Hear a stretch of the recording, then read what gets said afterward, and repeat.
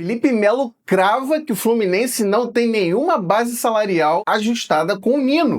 Já avisei que vai dar merda isso. Mas eu apurei, conversei com algumas pessoas ligadas aos empresários, ligado inclusive ao Clube Zenit, tá legal? E a informação que eu tenho para vocês é que o Nino não fechou não fechou bases salariais, nem com o Fluminense e nem com nenhum clube, principalmente do Brasil. Socorro! Socorro!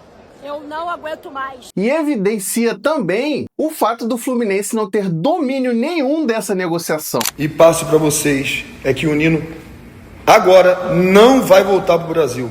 Se ele sair para o Zenit, vai ser para um clube da Europa. Sim, é verdade que o Fluminense fez oferta.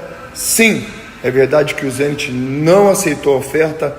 E não é verdade que ele fechou bases salariais com o Fluminense. Tava ruim. Agora parece que piorou. Aí você, tricolor que tá aí, se pergunta: o Fluminense vai passar mais uma vez papel de palhaço no mercado de jogadores? Quero saber a sua opinião. O Fluminense deve ou não abandonar imediatamente as tratativas com o Zenit? Ou o Fluminense precisa insistir um pouco mais e depender da boa vontade do time russo? Entre essas e outras notícias, você vai acompanhar aqui no canal Somos Fluminense. E se você chegou até aqui, deixe seu like e se inscreva no nosso canal, porque a sua participação é muito importante e o YouTube entende que esse conteúdo é relevante e vai mandar para mais tricolores. E sem mais delongas, bora pro vídeo. Vamos nessa!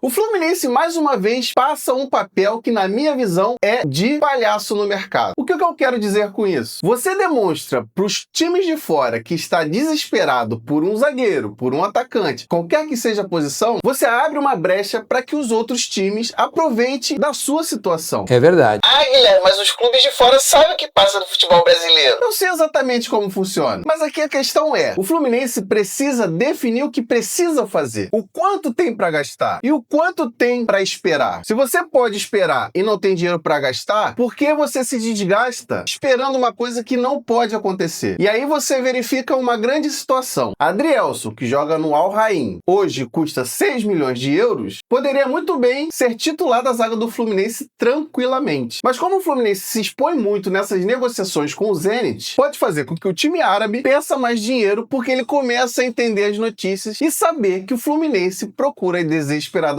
por um zagueiro. Ou você já esqueceu que o Lanús se aproveitou dessa questão do Fluminense? Não. E vendeu o Castilho por 13 milhões de dólares. Isso não pode acontecer. Uma quantidade de dinheiro absurda, onde o Fluminense poderia comprar de 2 a 3 bons jogadores. E quanto mais essa novela se arrasta no futebol brasileiro e no futebol internacional, o Fluminense vai dando brechas para outras equipes se aproveitarem do amor que a torcida tem por esse jogador. E aqui cabe uma crítica à diretoria no sentido de como fazer ou como não deixar vazar esse tipo de coisa. Porque se cria expectativa dentro da torcida, a torcida acha que o grande ídolo vai voltar para o clube, e aí você tem uma notícia dessa que o Felipe Melo trouxe pra gente, de que não tinha nada acordado e que as bases salariais não tinham sido discutidas entre Nino e Fluminense. Aí eu te pergunto, quem é que tá mentindo nessa história? Quem de fato se interessa com isso? O Nino, de fato, tem vontade de voltar ao Fluminense? Ou tá jogando pra torcida? Então, torcedor tricolor, nesse momento, eu acredito que o Fluminense tem que tentar a contratação dele, oferecer o que pode, não o que não tem. E se não puder, o Fluminense não vai acabar por causa disso. O Fluminense não vai deixar de existir por causa disso, ou não vai deixar de ganhar títulos por causa disso. Nesse momento, a diretoria tem que ter muita inteligência para não torrar mais dinheiro à toa, como fez com o Castilho. Pode ser que ele dê frutos no futuro, mas hoje me parece que foi uma quantidade de dinheiro absurda para um jogador ultra normal. E dentro dessa discussão entre Nino, Zenit e Fluminense, está você, tricolor.